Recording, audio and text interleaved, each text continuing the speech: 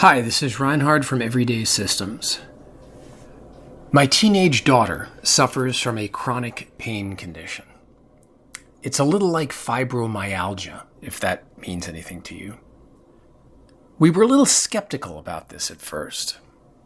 Honestly, for a couple of years at least, we thought she was just being a wimp, and it was only from what felt like an excess of caution, checking off every box and then some, that we finally took her to see an endocrinologist. We went in feeling like we should get a medal or something for being such attentive parents. We did not walk out feeling that way. And I have to admit that even now, when we know better, we sometimes have our moments of irritated doubt. The other day, my wife said to me, "Why is it that when our daughter is moaning and groaning, my response isn't sympathy, but irritation? We know that this is real, that she really is in pain. I feel like a terrible person."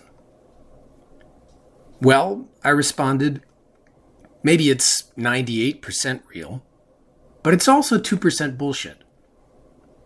And I felt like I'd stumbled onto an important revelation about human nature, or at least my nature. Ever since I can remember, I've always been troubled by human motives, my motives in particular. I'm always trying to get to the bottom of my intentions, trying to figure out why I was really doing something, worried that some nasty, pathetic, selfish desire was the real reason. And I can always find a convincing candidate. There's always something unattractive, at least plausibly involved. The easy part is recognizing this. The harder part is figuring out what to do about it. Let's say I have an unattractive motive. Now, how do I change it? How can I even want to, really? By definition, how can I want something other than I want? There is a great Schopenhauer quote that captures this difficulty perfectly. I wish I could say I'd come across it through diligent study of the philosopher's work, but I actually got it from watching the Netflix series Dark, which, if you haven't seen it, is kind of like a German version of Stranger Things, except not funny, if that sounds at all appealing. The original German for this quote is so good that you're going to have to indulge me. "Der Mensch kann tun, was will. Kann aber nicht wollen, was will." Roughly translated, people can do whatever they want, but they can't will what they want. In German, will and want are the same verb, so it's got this lovely double sense that you can't get in English with just one word. The point is, we humans can do almost anything we set our minds to. It's astonishing, some of the feats of human willpower and determination in human history and culture. But the one thing we can't do is escape our motives, the reasons why we will and do these things. It's hard to even imagine. We can build pyramids, but we can't escape the vanity of the desire to build pyramids. Our intentions are sometimes unattractive. When we notice them, we're revolted. But how can we really want to change them? They are our wants. If we think we are working against or around our motives, we're kidding ourselves. They're still there, underneath, undercover, playing the long game, tainting and invalidating everything we've built on top of them. A big pyramid of bullshit. Maybe we've dressed up some action as something lovely and altruistic, if not glorious. And maybe in the end, the effect of it is good and helpful to other humans. But if the motive is bad, the deepest wellspring, isn't the whole enterprise tainted? Then it's all a front, a cover-up operation, a motive laundering operation. A wicked tree cannot bear good fruit. What a normal, healthy human being would do at this point is shrug their shoulders and say, "Oh well," or maybe call in air support from the better place awaiting in the sky. Theologians, saints, and prophets have considered this issue, after all. You may have heard my favorite G.K. Chesterton quote, sort of a theological joke. Original sin is the only doctrine that's been empirically validated by 2,000 years of human history. But theological jokes notwithstanding, I have trouble letting this tainted motive question go. I feel a compulsion to always look for the motive beneath the motive, to dig deeper, to find the motive, the deepest, darkest motive at the bottom of them all. And it always gets dark as I go deep. And I never feel satisfied that I actually get to the bottom. I feel like I could go on forever. There's always the motive of the part of me that's looking at the next deepest motive to examine. That flash of satisfaction of having discovered something is itself disconcerting and suspicious and something to interrogate. It's the infinity of looking into two mirrors. I get lost. I'm not smart enough to follow it for more than a few steps. I don't have enough RAM. I tend to be much more charitable with other people than with myself. Their questionable motives bother me less, though I wonder whether this is less a matter of generosity than indifference. It might just be from self-absorption that other people's tainted motives don't trouble me so much, rather than because I'm such a nice guy. Maybe if I cared about other people more, if I were more interested in them, less self-absorbed, I wouldn't let them off the hook so easily. And I'm just spinning this indifference as kindness.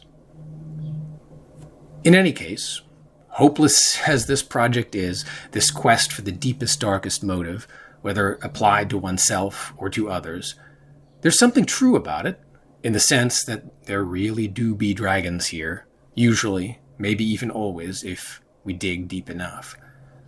But it's not the whole truth, and it's not, by itself, a very useful truth, because what do we do with it? I've been using a geological analogy, one motive sitting on top of another that sits on another that sits on another until we can't dig anymore, a sort of psychological plate tectonics. But maybe there's a different analogy from geology that can help us see the psychological reality better. Because it's not really like there's one motive lying on top of another in clean, distinct geological layers, one neatly underneath the last one. That's not the way the human psyche works. And it's maybe even bad geology, at least for the kinds of terrain we're looking at here. For human motives, the better analogy is a mélange, a subduction zone where different motives are compressed and mixed by tectonic forces, with all the motives present and operating at the same time. Then we're no longer looking at human motives vertically, trying to discern what's beneath what and then what, but horizontally, asking what is the mix of motives operating at the same time, and what are the biggest, most important elements in that mix. The bad stuff doesn't necessarily cause the good and vice versa, and they don't necessarily cancel each other out either. They're all operating and interoperating at the same time. So, why is this a better way of looking at things? Mélange or subduction zone versus tectonic layers? Well, I think it's truer, more accurate, it explains more, but also and mainly it's better because you can do something productive with it. Like this. Look, all motives are mixed. We don't need a Schopenhauer to tell us that. But I personally, at least, find it too easy to forget this obvious truth. And it makes me harder on myself and on other people than I should be. So I've come up with a system, more of a reality reminder than an actionable set of behaviors. As perhaps befits someone with a glass ceiling problem, I call it Motive Mixologist. I realize we were talking about geology before, and this is yet a different metaphor, chemical, maybe even alchemical. But hey, another thing the Motive Mixologist mixes. I implement Motive Mixologist using montrification. In other words, it's part of that circa 3-minute series of audio recordings I play back to myself every day when I'm booting myself up in the morning. The motive mixologist part is only a few seconds. Here it is, from the actual recording I use. A partial world premiere. I've been very shy about revealing these. Notice the mixedness of your motives. Notice the bad parts, but don't obsess over them. Notice also the good parts. Appreciate and nurture them. I've been listening to this, along with the rest of my current mantra recording, for almost a full year now, unaltered. I thought of the label, Motive Mixologist, much later, but the content was there since this August 2023 recording. It's a little embarrassing how helpful it's been, the degree to which I have to hammer myself over the head with this obvious truth. On the odd chance that you are as obtuse on this front as I am, let me unpack it a bit. We are very good at detecting the presence of a motive in the mix, whether it exists at all, even in trace amounts. Our sensors for this are very finely tuned. But we're not so good at figuring out the percentages, the relative proportions, the importance of any one motive compared with all the rest. We imagine that the most microscopic drop of something unsavory we've detected is going to spoil everything else. But that's not how the alchemy of motivations works. There's good and there's bad. They exist simultaneously. They don't just dissolve into and invalidate each other. It's not like, aha, there's a bad motive, therefore the good one evaporates or isn't real. They both exist. They're both real. And it's important to be aware of both. We should notice the bad and try to roughly weigh it. And alarms should go off if its mass blows through some critical threshold. But we shouldn't obsess over it merely because it's there. It's a given that it's there in some amount. It would be a miracle if it weren't. Even the greatest saint, some little part of them was into the idea of being a saint. Simone Weil wrote, "When I think of the crucifixion, I commit the sin of envy." Now that's a pretty advanced sin. I'm not pointing this out to invalidate or besmirch saints in general or any saint in particular, certainly not Simone Weil. I suspect that the genuine saints fully realize this about themselves to a far greater extent than the rest of us smug sinners do, and that's why they could be truly, mostly, humble. If we torture ourselves because of the mere presence of an unattractive motive, we should be aware that the torturing part of us is almost certainly even worse, more evil than the part we are torturing, and we should refuse to indulge it. As you may remember from previous episodes, Asmodeus is what I like to call this torturing part. So, notice your bad motive and call it what it is. You don't have to pretend bad is good. You shouldn't. But don't obsess over it. Obsessing over it doesn't help anyone and is a twisted kind of narcissism. You shouldn't allow yourself to indulge it. If you really want to punish yourself, refrain from punishing yourself. This is the line I take with my inner sadomasochist, and amazingly he falls for it. Because it's partially true. To riff on Nietzsche, he who properly despises himself does not allow himself the twisted pleasure of admiring himself as a despiser. We should also, more importantly, notice the good parts, the good motives, however small and underdeveloped they may be, and however bad the company they may find themselves in.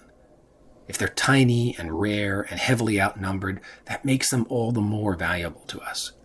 We should treasure them and nurture them, help them grow. There's a great section in King Lear, not the most optimistic play, right after blind Gloucester has given this incredibly moving and nihilistic speech to his disguised son, Edgar. One of Gloucester's zingers is, "We are to the gods as flies to wanton boys. They kill us for their sport." Edgar then gives this equally beautiful and moving speech in an inspiring direction that ends, "Ripeness is all." And then, and this is the part that's relevant to our discussion here, Gloucester says, and that's true too. I love that. It's not that the bad part isn't true. The gods, on some level at least, are killing us for their sport.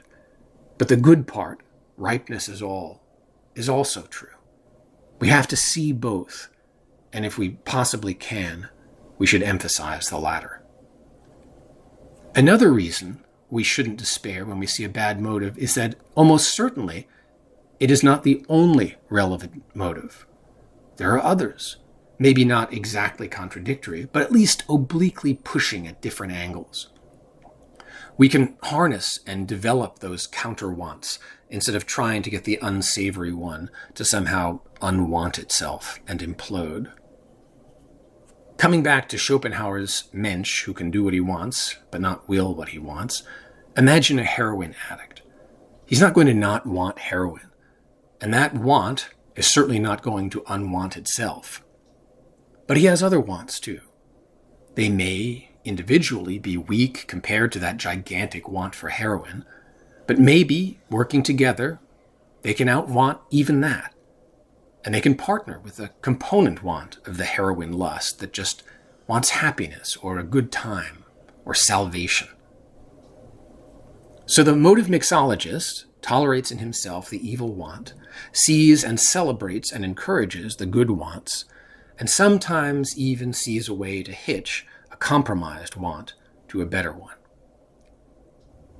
He also sees the full range of wants in other people. He knows that he's going to see stuff that annoys him, but he endeavors to see the other, better wants in the mix and prioritize those in his responses. He reminds himself that they're true too, and just like his own better wants, need recognition and encouragement. Or to take a more prosaic example, here I am recording yet another podcast.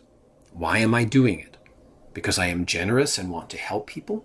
Because I am vain and want their approval? Because I get pure creative enjoyment out of it? Because there's a 0.00000000001% chance it might go viral and then I'll get rich and famous? In the old days, I would agonize over which was the real motive, that all the rest of these were just cover stories for. But the truth is all of these motives are in operation. No question. The good, the bad, and the silly. I'll let the bad and silly ones be, because in this case they can pull with the good to do something, I hope, worthwhile. So back to my daughter. It turns out, without knowing, we were doing the right thing, though perhaps for the wrong reasons, or at least partially for the wrong reasons. It turns out the worst thing a parent can do in these chronic pain situations, or rather the most common bad things parents tend to do, is to overindulge the child, to enable them to reorganize their lives around pain avoidance. It's another case of the hygiene hypothesis explains everything. The more you give in to the pain, the worse it gets. So without that 2% bullshit, if she were an entirely sympathetic, winsome little angel, we might have harmed her more. Yet another way motive mixologist comes through. We can transmute bullshit into gold, or at least trace amounts of bullshit. If a bad motive made us stumble into something good, we'll take that too, though hopefully we'll be a little chastened in the process. That's all for today. Thanks for listening.